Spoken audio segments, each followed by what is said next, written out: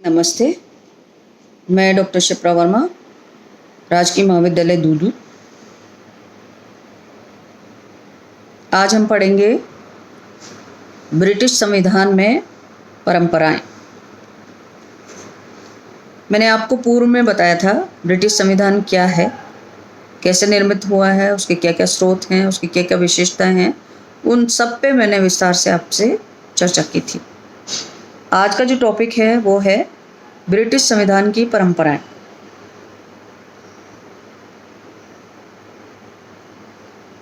जिनको अभिसमय भी कहा जाता है।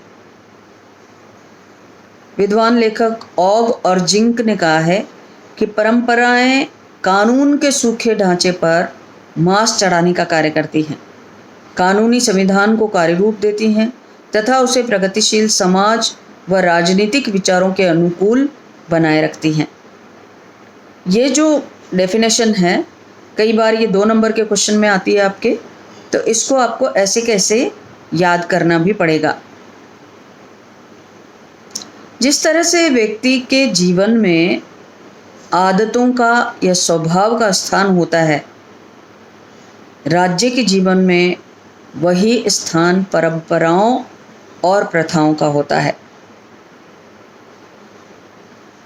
ब्रिटेन की जहाँ तक बात है, ब्रिटेन के संविधान में परंपराओं का बहुत अधिक महत्व है, क्योंकि इसमें लिखित अंश बहुत कम है और उसका मूल स्रोत संवैधानिक प्रथाएं हैं।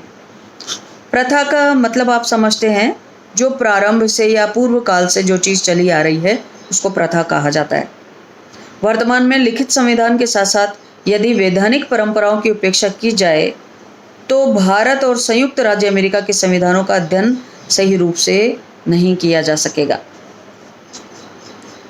प्रथाओं पर केवल ब्रिटिश संविधान का एकाधिकार नहीं है, जैसा कि विलियम्स ने कहा है, विलियम्स होल्ड्सवर्थ ने कहा है कि जहाँ भी शासन शक्ति भिन्न भिन्न व्यक्तियों में अथवा संस्थाओं में निहित हो, वहाँ इन परिपाटियों अथवा वैधानिक परंपराओं का विकास प्रत्येक काल में और प्रत्येक स्थान पर होना चाहिए। अब सवाल ये उठता है कि ब्रिटिश संविधान में परंपराओं का क्या महत्व है। वास्तव में परंपराओं या अभिसमयों के बिना ब्रिटिश संविधान को क्रियान्वित ही नहीं किया जा सकता। ब्रिटिश संविधान क्योंकि बहुत थोड़ा सा लिखा हुआ था संविधान है और थोड़ा सा अलिखित मानते हैं इसको। केवल इतना ही नहीं, उसका लिखित भाग अलिखित भाग की तुलना में थोड़ा बड़ा है, बहुत थोड़ा सा है, सॉरी। संविधान का लिखित भाग अपूर्ण है, उसमें कई बातें छूटी हुई हैं। इन रिक्तियों की पूर्ति परंपराओं द्वारा ही की जाती है। ब्रिटिश संविधान शासन व्यवस्था एक अस्थि पंजर जैसा है और परंपराएं उसके मांस के समान हैं। आपको समझ में आता है कि बॉडी में जो अस्थि पंजर है उसको कुशनिंग देने का काम मांस ही करता है। तो इसी तरह जो ब्रिटिश संविधान है उसकी कुशनिंग यानी कि उसको ढांचा प्रदान करने का काम भी परंपराएं ही करती हैं। परंपराएं संविधान को बदलती हुई सामाजिक और राजनीतिक परिस्थितियों के अनुकूल ढालती हैं। अतः ब्रिटिश संविधान के क्रियान्वयन में परंपराएं बहुत अधिक महत्वपूर्ण योगदान करती हैं। उन्होंने संविधान के क्रियान्वयन को सरल भी बनाया है। संविधान के क्रियान्वयन में कठिनाई उत्पन्न हुई है तो वहीं किसी परंपरा ने तुरंत आगे बढ़ के वह उलझन दूर कर दी है। तो विल्फ्रेड हैरिसन लिखता है कि संविधान के इसी लचीलेपन के कारण ही शासन व्यवस्था कई तूफानों का सामना अब तक कर पाई है। उसकी परंपराओं पर उतना ही ध्यान देना चाहिए जितना संविधान की लिखित विधियों पर दिया जाता है। परंपराएं संविधान की मूल शक्ति कही जा सकती हैं। ये ब्रिटिश संविधान के व्यवहार की संहिता भी कही जा सकती है। अब इनका अर्थ क्या है, परंपरा किसको कहते हैं? तो यहाँ पर आपको समझना होगा कि ब्रिटिश संविधान में परंपराओं का बहुत अधिक महत्वपूर्ण योगदान रहा है। इन्होंने संविधान को कार्यविधि को बहुत अधिक प्रभावित किया है। ये परंपराएं विधि नहीं है, इन्होंने न्यायालयों द्वारा मान्यता प्राप्त नहीं की है, अर्थात इनका उल्लंघन होने पर किसी न्यायालय में कोई दंड नहीं दिया जा सकता। परंतु ये परंपराएं इंग्लैंड के राजनीतिक जीवन में इतनी गहरी बैठी हुई हैं कि उनका उतना ही दृढ़ता से पालन होता है जितना संसद द्वारा पारित कानूनों के द्वारा होता है। विभिन्न लेखकों ने परंपराओं की अलग अलग परिभाषाएं दी हैं। जैसा कि डाइसी ने कहा है कि ये ढंग निर्धारित करने वाले नियम है जिस ढंग से सम्राट के स्वेच्छाचारी अधिकारों का प्रयोग किया जाना चाहिए। ऑग ने कहा है कि परंपराएं उन समझौतों, आदतों या प्रथाओं से मिलकर बनती है जो राजनीतिक नैतिकता के नियम मात्र होने पर भी बड़ी से बड़ी सार्वजनिक सत्ताओं के दिन प्रतिदिन के संबंधों और गतिविधियों के अधिकांश भाग का नियमन करते हैं।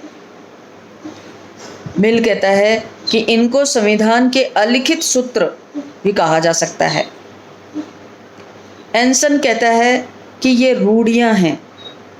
फाइनर कहता है कि परिपाटियां राजनीतिक आचरण के वे नियम हैं जिनकी स्थापना परिनियमों, न्यायिक निर्णयों या संसदीय परंपराओं के अंतर्गत नहीं बल्कि इनसे पृथक उनके पूरक के रूप में और उनके विभिन्न उद्देश्यों की पूर्ति के लिए होती है। जेनिंग्स ने कहा है कि विधि के बाहर कुछ भी नहीं है। विधि के बाहर नियमों का ताना बाना होता है जो विधि से असंगत नहीं होना चाहिए।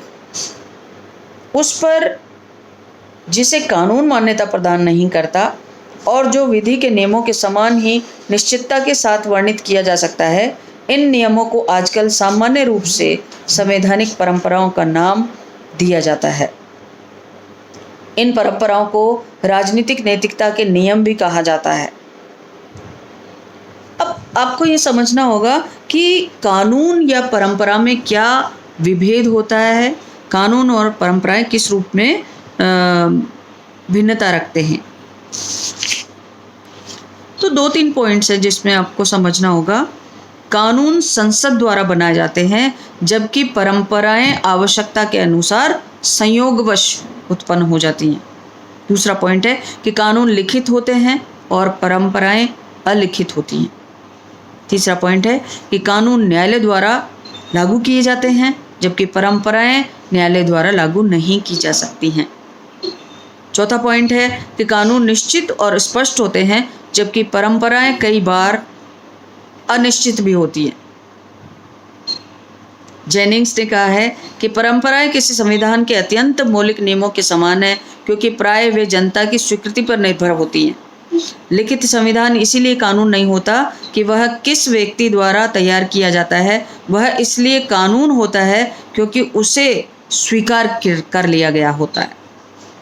वास्तव में कानून और परंपराओं का यह भेद सैद्धांतिक रूप से ही अधिक महत्वपूर्ण है। व्यावहारिक रूप से तो ब्रिटेन में परंपराओं का पालन कानून के समान ही होता है। जैसा कि जेनिंग्स कहता है कि क्या कानून है और क्या परंपराएं हैं, ये मुख्यतया पारिभाषिक प्रश्न है। इनके उत्तर के लिए इस बात का कोई विशेष महत्व नहीं है कि कोई न्यायिक अधिकारियों द्वारा अभिज्ञात है या नहीं।